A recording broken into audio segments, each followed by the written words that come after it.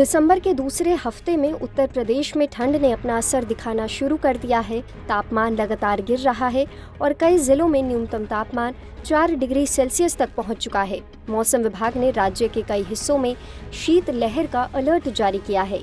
खासकर सहारनपुर से देवरिया तक कोल्ड वेव का असर दिखाई देगा। इस दौरान गोरखपुर, कुशीनगर, बस्ती, बहराइच और सहारनपुर सहित कई जिलों में बर्फीली हवाएं शीतलहर का एहसास करा रही हैं। इन इलाकों में अगले कुछ दिनों तक ठंड और ज्यादा बढ़ने की संभावना है। बुधवार को मौसम विभाग के आंकड़ों के अनुसार अयोध्या में सबसे कम तापमान 4 डिग्री सेल्सियस दर्ज किया गया। इस दौरान बुलंदशहर, बरेली और आगरा में तापमान 5 डिग्री सेल्सियस से लेकर 6 डिग्री सेल्सियस के बीच रहा। इसके अलावा अलीगढ़ और नजीबाबाद में भी ठंड का प्रकोप काफी तेज है।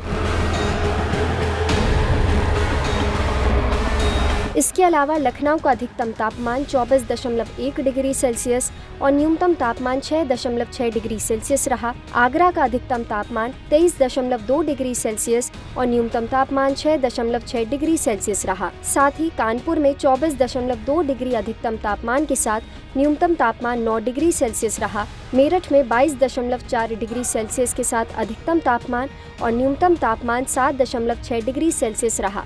इसके अलावा वाराणसी में 25.8 डिग्री सेल्सियस अधिकतम तापमान और 10.1 न्यूनतम तापमान रहा।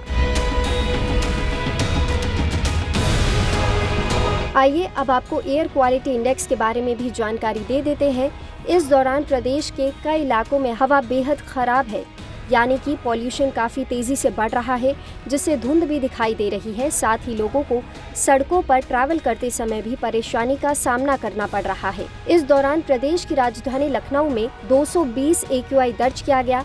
आगरा का AQI 94 रहा। कानपुर का AQI 115 रहा। मेरठ का AQI 178 रहा। साथ ही वाराणसी का AQI 48 रहा। यानी कि ठंड के साथ प्रदूषण भी एक चुनौती बन गया है, जिससे प्रदेशवासियों को काफी परेशानी का सामना करना पड़ रहा है।